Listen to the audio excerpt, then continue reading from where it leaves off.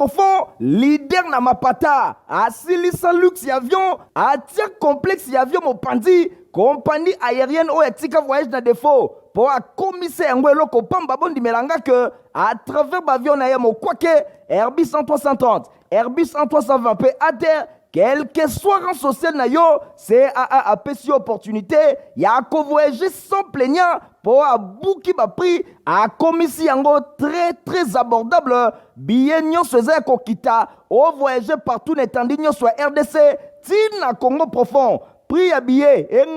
neti kaka nyampoul, et comme très abordable veut dire, moto tout quel que soit rang social na ye, anatina koka mingai na nzoto te, pour na ko voyager. Homme, femme d'affaires, commerçant, politicien, responsable d'entreprise, enseignant, et ezala yo chayo, les lots na modèle CAA, boukeli ba prix à billet, ni melanga que complexe ya ko voyager, sili, pour a tafouni ba prix, et commis très abordable. CAA a tiré bino les sous 5 fréquences mokoka par semaine, na destination Kinshasa, Goma, Kinshasa, na Airbus en 330 na ye, 9 fréquences mokoka par semaine, na destination Kinshasa, Lubumbashi, Kinshasa, en réseau il y a 7 fréquences, na Airbus en 330, P2 fréquences na Airbus en 320. Et silité, 2 jours par semaine, vol à Kinshasa, Lubumbashi, Kinshasa, et Kobanda Kozala avant midi, puis après-midi. Ah, CAA, Osaka Boepoa Nini, au commissaire ko voyager na Congo profond, na first class, veut dire première classe, Masolo et Sili, luxe pe noblesse ya Nyama, mais na Congo profond,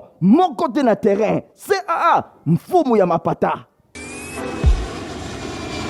Congo Kinshasa, Congo Brazzaville, Angola, Mbote, na bino bisika nyos tubozwami pona kolanda journal ya peuple pona peuple info lingala tika teto fungola yango pona kota sabino ndenge rentrée judiciaire et salemaki pona conseil d'état lundi 8 novembre na palais du peuple ezalaki bongo na présence ya chef de l'état Félix Antoine Tshisekedi. Na sola primature bosimba ke premier ministre Jean-Michel Sama Lukonde Kenge ayambaki lundi 8 novembre na hôtel du gouvernement délégation, il y a comité, il y a sanction, il y a conseil de sécurité, il y a ONU sur la République démocratique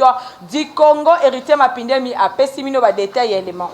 Masolo ya premier ministre Jean-Michel Sama Lukonde Kenge et l'ongona comité ya sanction ya ONU sur la RDC. Balobela kimingi diplomatie ya République démocratique du Congo et pas wapi comité ya sanction oyo ba sepeli ndenge RDC azali ko lutter contre l'exploitation ya ba ressources minières pe ba effort oyo ezali ko salema pona kolongola phénomène utilisation ya bana na FRDC. Bosimba ke comité oyo etiamaki conformément na résolution 1513 ya Nations Unies pona oyo etali RDC. Délégation oyo ekambamaki na Abdou Abari oyo azali ambassadeur permanent ya mission ya Niger auprès ya ba Nations Unies pe président ya comité na centre ya ba question na bango balobelaki pe likambo etali kimia na est ya RDC elongo na articulation nyonso ya régime ya sanction oyo epesamaki notamment ba embargo ya ba minduki ba sanction individuelle pe oyo nyonso epekisaki bato bayeba na kotambola librement na tina wana évaluation esalemaki balobelaki lisusu makambo etali exploitation illégale ya ba ressources minières ya République démocratique du Congo na tina wana délégation oyo basepeli pe na ba offensive diplomatique ya République démocratique du Congo oyo ezali lancé epai ya chef de l'état Félix Antoine Tshisekedi Tshilombo na niveau ya sous-région pe bisika nyonso. Abdou Abari a se confiaki na bapanzi sango na suka ya séance de travail na bango epai wapi akumisaki progrès oyo RDC azali ko réaliser et puis ba FRDC na ba offensive militaire bazali ko sala bisika nyonso pona ko telemisa to ko panza ba groupes armés na est ya RDC. Na masomo mususu basengali koyeba ke procès ya ancien premier ministre Augustin Matata Ponyo Mapone fungwamaki lundi 8 novembre na cour constitutionnelle na Bokambemi ya président Dieudonné Kaluba héritier Mapindemi Domi Bende Longwanza bapesi bino ba détail élément o.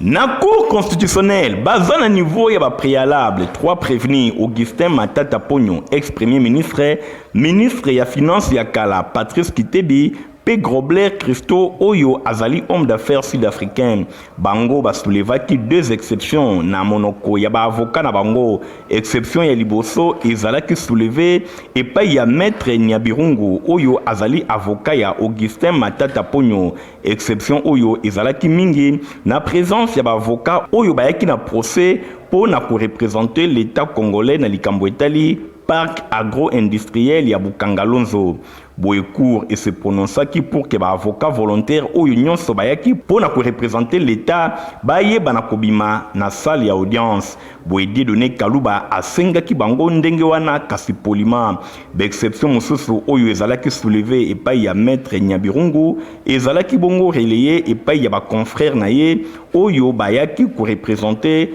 Patrice Kitebi peut prévenir Grobler. Bango balobelaki mingi compétence ya cour constitutionnelle oyo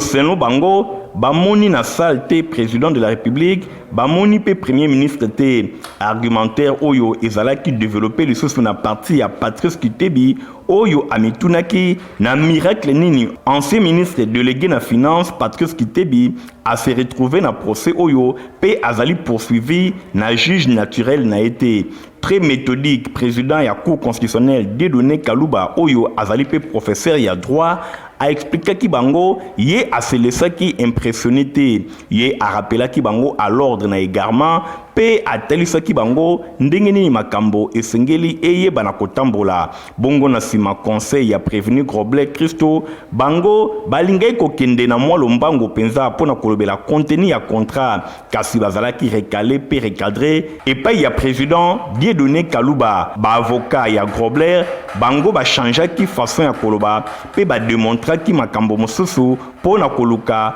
ko convaincre cour constitutionnelle kasi cour à la kisaki ke azali compétente pour na ko juger investisseur sud-africain oyo yango ezali na droit international ndenge bango nyonso batalisaki mingi penza président Dieudonné Kaluba. Boy après 4 heures ya ba préalable ba avocat bazalaki tendre te envers organe ya loi parole et pesamelaki et pas ya procureur a démontré qu'il noir sur blanc que cour constitutionnelle azali bongo compétente pour l'infraction où yubandeko ou ba commettre 300 millions de dollars américains mobimba ya ba contribuable congolais yango ebungi kakaboui nzokande misolo ezali na mboka ebeleti bongo na sima maloba epesamaki epai ya Augustin Matata Ponyo oyo azalaka premier ministre ye asoutenaki ba argument ya ba avocat na ye pona kotalisa incompétence ya cour. Bongo na sima balobela irrecevabilité ya plainte oyo ezalaki déposé contre ye maloba epesamaki lisusu epai ya Patrice Kitebi ministre ya kala ya finance ye pe asoutenaki kaka ba argument ya ba avocat na ye pona kotalisa incompétence ya cour pona ko juger ye. Grobler Christo oyo azali investisseur sud-africain ye atalisaki ke ayaki na procès en tant que homme libre kasi azali kolela passeport na ye babotolaki na aéroport international ya Njili tangu ye alingaki azonga na Afrique du Sud pe asengi na cour ba s'impliquer pour que passeport na ye eye bana kozonga soki te akosalela ba mécanisme ya Genève. Na sima wana maloba ezongaki epai ya président Dieudonné Kaluba oyo a déclaré que affaire ezali prise en délibéré cour constitutionnelle a se prononcer dans 8 jours pour na oyo etali exception oyo ezalaki soulevé na ba avocat ya défense bongo bango baza na 48 heures pour na ko déposer ba élément mususu oyo ezali nécessaire na cour. Boy président Dieudonné Kaluba ndenge atalisaki pe alevaki séance. Tobi ma ville province ya Kinshasa tokende bongo na Ituri pona kotelisa bino ndenge population azalaki na kimia te lundi 8 novembre na ba village ebele na territoire ya Rutshuru epai wapi ba rebelle ya M23 bazalaki na ba affrontement na ba FRDC hérité mapindemi asaleli bino résumé élément o.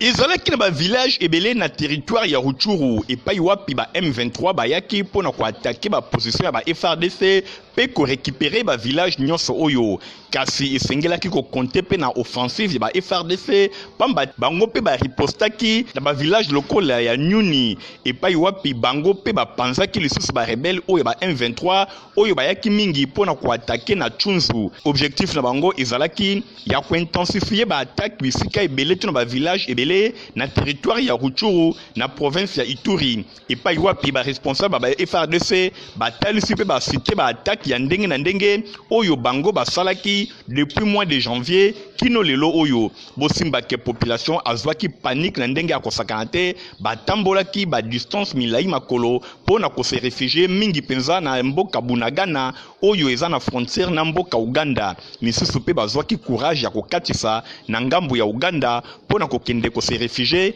en attendant kimia ezonga bisika na bisika. Par rapport à l'attaque, il y a M23 Conseil de défense paix et Salemaki et Payuapi porte-parole adjoint il y a FARDC à Salé-Libino compte rendu. Les forces armées de la République démocratique du Congo portent à la connaissance de l'opinion tant nationale qu'internationale que dans la nuit de dimanche 7 novembre 2021, aux environs de 22 heures, le mouvement insurrectionnel M23 a attaqué les positions de Tchanzu et de Runyonyi avec l'intention de mener d'autres actions de déstabilisation dans les territoires de Rutshuru et ailleurs dans la province. Déjà, du 12 au 21 juillet 2020, le M23 avait attaqué sans succès les localités de Bigega, Ndiza et Mikenge dans les environs de Tchanzu dans la province du Nord Kivu. En janvier 2017, ce même mouvement insurrectionnel avait été défait par les FARDC dans sa tentative infructueuse d'attaquer les monts Sabinyo, Visoke et Karisimbi en territoire de Rutshuru. Il importe de relever par ailleurs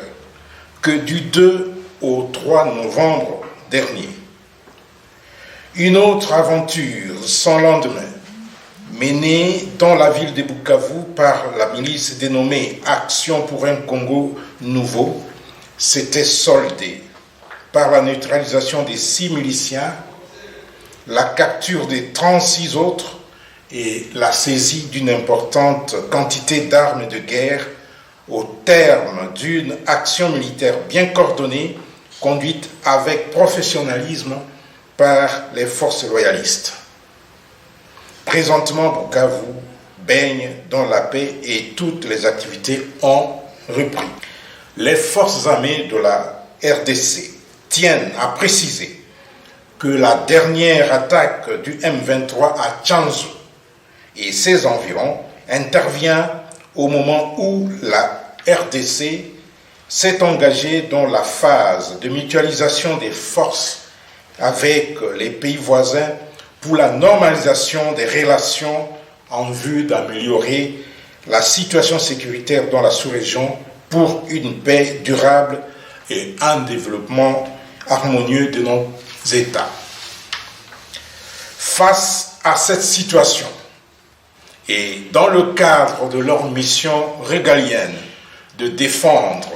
les frontières et l'intégrité du territoire de la République. Travailleurs ya archidiocèse ya Kinshasa babandaki grève na bango lundi 8 novembre pour ko réclamer amélioration ya ba conditions na bango anemon pupa apesi bino ba détail. Lundi ezalaki vraiment ya koyinda na diocèse ya Kinshasa epai wapi ba travailleurs babandaki grève pona ko réclamer amélioration ya ba condition na bango ndenge bozali komona kaka na ba image boye liboso ya Saint Joseph batombokaki makasi basifle na monoko pelo yembo ezalaki au rendez-vous baza kosenga départ ya Abbé Musimo oyo azali économe diocésain pena Abbé Dieu merci babakidi chef ya division administrative pe ya ressources humaines esengelaki bakende po bazali komona clarté boyoka ndenge nini ba travailleur balobi toza réclamation na biso mbongo wana bakomaki kuna o premier palier na deuxième palier tomona yango te me mbongo eyaka bazovire bambongo baolia bakosa biso nga nakufa boye moto tokola ngai nakokusi 23 ans nga nazwi eloko ya malunga te siko naloba te yango na eloko nalobi kaka yango wana soko mema ngai mpe bape bakende publie na bango ngai nasala réclamation na ngai wana etali kaka bango. Asbel, les amis de Sankourou pour le développement ASD na Mokuse, bapesa qui diplôme de mérite na titre ya ambassadeur de la paix pour le développement week-end eleki na général François Olenga Michael Bristoto Domi Bendelo Ngwanza bazala qui kuna na compte ya Info Lingala. Cadre paradisiaque à Safari Beach et Zalaki à l'honneur pour servaki des cadres Mokola samedi 6 novembre leki na cérémonie et remise de diplôme de mérite na Bokambemi les amis du Sankourou pour le développement ASD na Mokuse oye kumba avec impact pe idéologie et pas ya initiateur nango moi na mboka Polydor Omana boye na kolandela moko badine fils ya Sankourou le général François Olenga oyo asala pe azako koba kosala na nenga kosakana te ya mingi kolekati lelo pona bana Sankourou kuto azako tonga na fond propre na ndenge tozolo baboye mo bange na pont eko relier manye mana Sankourou pona ko permettre batu biloko ba commerçant bakati sangambo na ngambo na kimia pe masolo na bango misala etambola kitoko boye bake nyonso oyo ezosalema na fond propre na ye kasi bosimbake misala malamu na ye pona koluka développement Sankourou ekei tellement mosika que ASD eyokaki yango tina lors ya cérémonie oyo baremetaki diplôme de mérite en qualité ambassadeur de la paix et développement bondi menangai que même cérémonie oyo elongona ba premier misusu yango esalemaka depuis fin octobre leki kasi lokola général Olenga zalaka na voyage bazelaki eti retour na ye pona ko remettre en main propre diplôme oyo na tour na ye l'homme aux actions concrètes le général François Olenga atalisaki satisfaction na ye non na sepeli mingi pas seulement que nazaki surpris quand ba téléphoner ngai mais lelo na sepeli parce que namoni que jeunesse ya Sankourou et bandi comprendre que pour na ko développer Sankourou ba pesa courage na baoyo bana ya Sankourou ba izokenda pour développer le pays national. Message dans le pays Sabana à Sankourou que tout mi constaté Sankourou et qu'on a développé kaka na bana na ye bana Sankourou moto na moto azonga na territoire na ye na village na ye at sala mwanda kumoke moto na moto oyo azena ngwawa amemba nango kuna atiaka mwa magasin kuna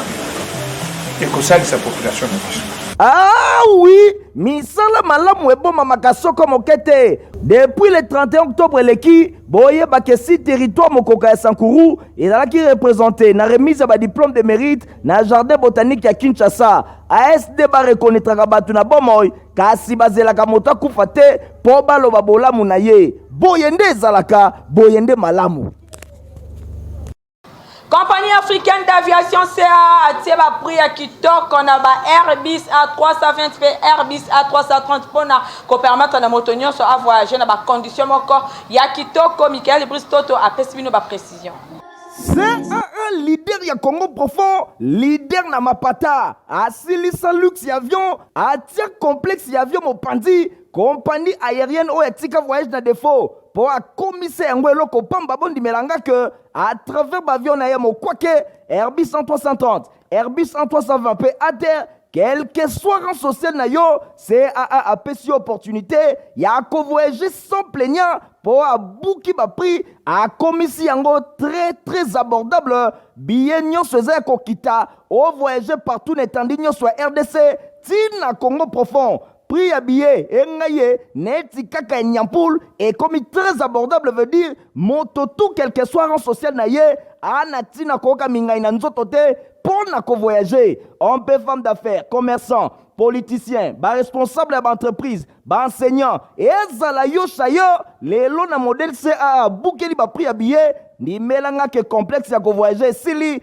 pour tafouni ba prix, et commis très abordable. CAA a tiré bino les sous 5 fréquences mokoka par semaine, na destination Kinshasa Goma Kinshasa, na Airbus 330 na ye, 9 fréquences mokoka par semaine, na destination Kinshasa Lubumbashi Kinshasa, en raison de 7 fréquences na Airbus 330, PD fréquence dans Airbus A320. Et silité, 2 jours par semaine, vol à Kinshasa, Lubumbashi, Kinshasa, et Kobanda Kozala avant midi et après-midi. Ah, CAA, Osaka Boepo Nini, au commissaire qu'on voyage dans Congo profond, na first class, veut dire première classe, Masolo et Sili, luxe et noblesse ya Nyama, mais na Congo profond, mon côté na terrain, CAA, Mfumu ya Mapata.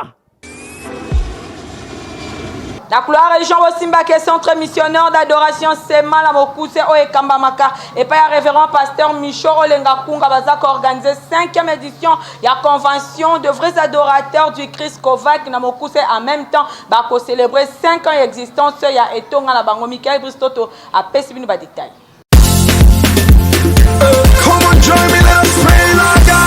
Tango ngonga ekokaka olinga tie lotomo po esi ekoki makambo esalema Kinshasa tango ya makambo ekoki avec 5e anniversaire ya église centre missionnaire d'adoration Sema na Mokuse we kumba maka avec impact et idéologie et pas à l'adorateur qui fait bouger les trônes de Dieu le pasteur Michon Lenga Kunga bazaka organisé convention des vrais adorateurs de Christ Kovac na Mokuse 5e édition Yambalo yote meza quand c'est l'heure et wa Kovac Yambalo yo et zande likambo ya ngonga rendez-vous za kobanda dimanche 5 si dimanche 12 décembre 2021 chaque jour de 17h à 19h45 8 journées mon koka de démonstration ya nguya ya nzambe ya epakwa kolo ye moko kozala rendez-vous na ngwende na ya bokonzi moto ekopela kosakana te bikambo ekosalema ebongo basali ya nzambe bilombe oyo bakokumbela milulu oyo 5e édition ya Kovac pasteur Faustin Ikaka pasteur Raphaël Vubu pasteur Ezekiel Beponga ya Sema pasteur Dona Ebondo ya Mwanda Docteur Stéphanas Kande, payé moko otia milulu, l'adorateur qui fait bouger les trônes de Dieu et qui fait trembler les démons. Révérend Micho Lenga Kunga, kozanga na yokutu rendez-vous ote yaya, otuninga kozala wapi temple du centre missionnaire d'adoration Sema, oyo somi na avenue Kimbangu numéro 2, quartier Sebon na commune ya Mongafula, référence croisement et baveni d'Amsope Kimbangu. Et bon mon côté ndoule, engaye groupe Maranatha, ba connaître la bokonzi ankolo et longona ba groupe misusu. Ah oui, lelo eza lelo, wana eza kadonza ba pesio au travers 5e édition à Kovac. Quand c'est l'heure. Ngonga ekoki, kozanga te.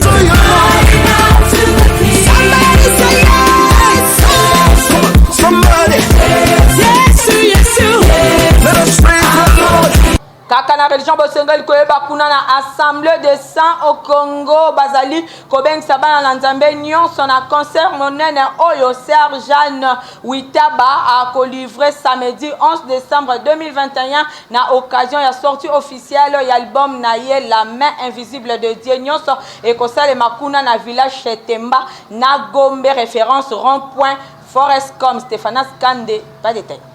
C'est qui s'étend, à qui obéissent les vents et tempêtes.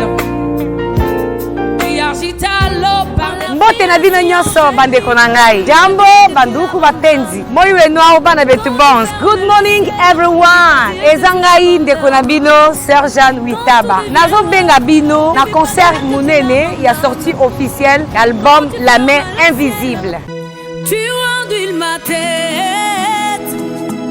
Boluka Kiango tellement mingi. Voici l'opportunité. Le 11 décembre 2021 à 15h.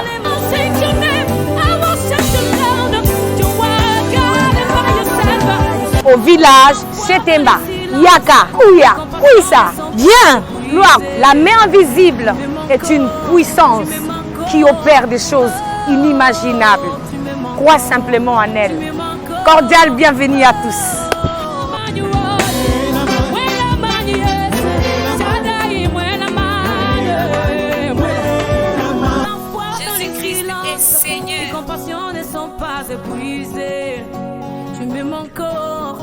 Bino bato bolula kolata basapatu ya qualité adresse ezase moko na 7e rue Limete et pas ya Papa Griffe héritier Mapindemi Igor Ntingi.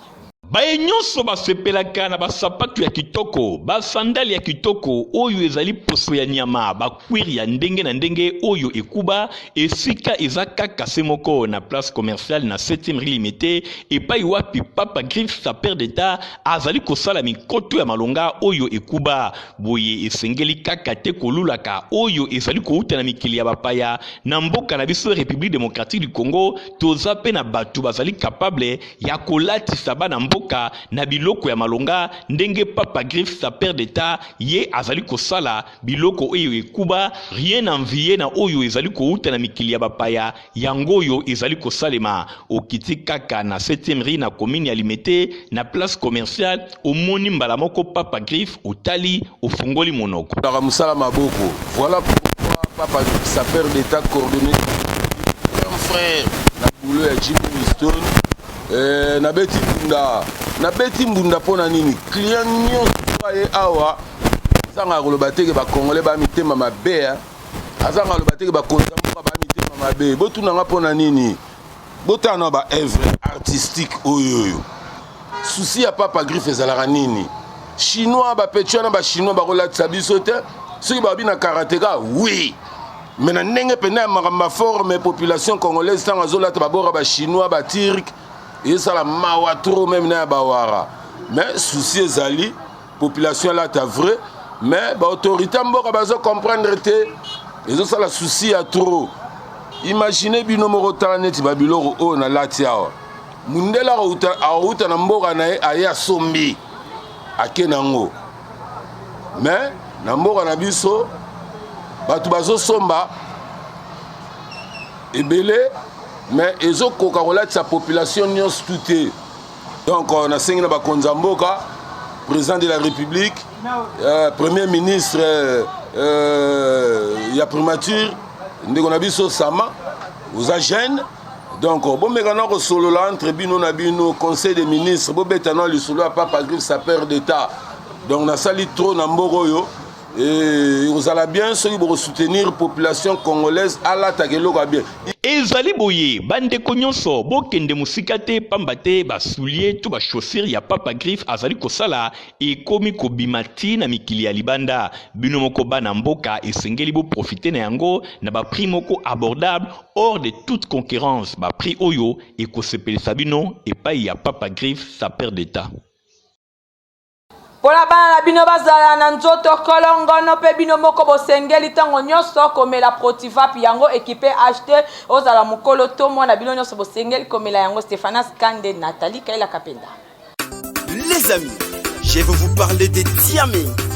Comment est-ce que Diaming nous a soutenus durant toute notre évolution dans notre santé?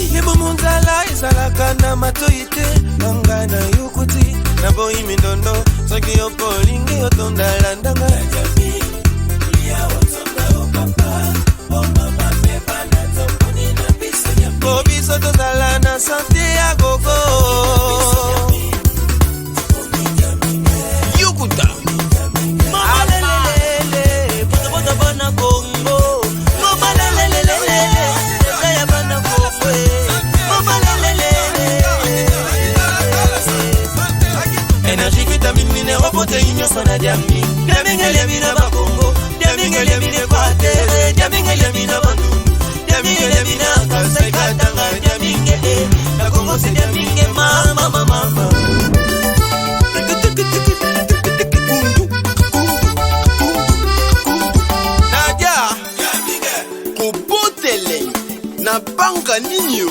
Diaming ezali olingo changer bouillie te changer te bana na bisuna Diaming pa mesana Diaming lia otonda Nelema onde pesinga inzela na boucler journal ya peuple pona peuple merci mingi na Iran Tingi oya zaki na sima caméra édition Simba Makina Anemon Pumpa montage et Simba Makina ingénieur Christian Kangebeni pe Fabrice Lundombi info ngale zaka supervisé et pa ya Michael Busto topé hérité mapinde mbande kobotika malamu ngana bino tokutani moko na lobby au revoir kimia na kolo esu eumela o mabota mabino. C'est un leader ya Congo profond, leader na mapata, asilisa luxe ya avion, atia complexe ya avion mopandi, compagnie aérienne ou etika voyage na défaut. pour akomisa yango eloko pamba bondimelanga que à travers bavion na ye mokwake Airbus 1330 Airbus 1320 pe à terre quel que soit rang social na yo, CAA a pesi opportunité ya ko voyager sans plaignant pour abouki ba prix a komisi yango très abordable billet nyonso eza ko kita o voyager partout n'étendue nyonso RDC tina Congo profond. Prix à billet, engaye, neti kaka nyampoul, et comme très abordable veut dire, moto tout quel que soit rang social na ye, anati na koka mingai na nzotote, pour na ko voyager. On peut femme d'affaires, commerçant, politicien, ba responsable d'entreprise, ba enseignant, et ezala yo chayo, les lots na modèle CAA, boukeli ba prix à billet, ni melanga que complexe ya ko voyager, sili, pour atafouni ba prix, et commis très abordable. CAA a tieli bino les sous 5 fréquences mokoka par semaine, na destination Kinshasa Goma Kinshasa, na Airbus 1330 na ye, 9 fréquences mokoka par semaine, na destination Kinshasa Lubumbashi Kinshasa, en réseau il y a 7 fréquences na Airbus 1330, P2 fréquences na Airbus 1320. Et s'ilité 2 jours par semaine, bah vol à Kinshasa Lubumbashi Kinshasa, et Kobanda Kozala avant midi puis après-midi. Ah, CAA, Osaka Boepoa Nini, au commissaire qu'on voyage na Congo profond, na first class, veut dire première classe, Masolo et Sili, luxe et noblesse ya Nyama, mais na Congo profond, mon côté na terrain, CAA, Mfumu ya Mapata.